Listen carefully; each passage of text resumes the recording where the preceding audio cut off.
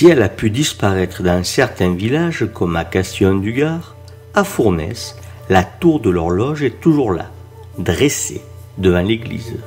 La situation paraît assez classique, sauf que ce clocher d'apparence municipale semble avoir également été utilisé par l'église, dont on se rend compte qu'elle est dépourvue de clocher.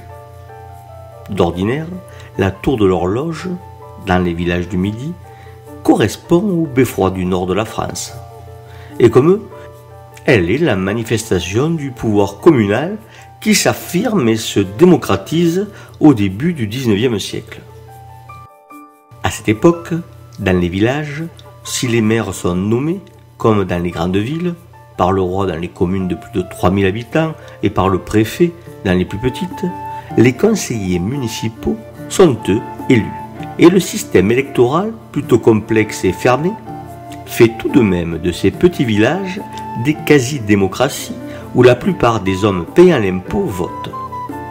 La construction d'une église en 1836, dépourvue de clocher, semble indiquer que le curé disposait d'une alternative.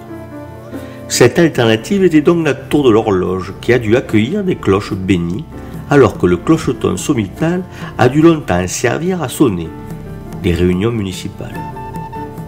Ce binôme formé d'une église et d'une tour de l'horloge est très étonnant, car si l'église doit sonner les heures canoniales, la tour de l'horloge doit sonner les heures civiles, les 24 heures de la journée.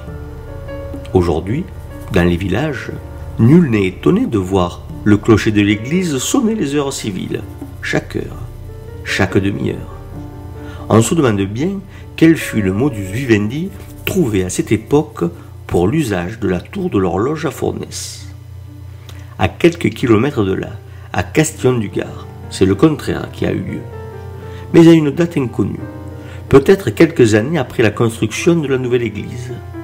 Là, la tour de l'horloge est détruite, et c'est à l'église et à son clocher que l'on confie le soin de sonner les heures civiles. Mais l'histoire ne dit pas si cette coopération s'est toujours déroulée dans l'esprit de concorde.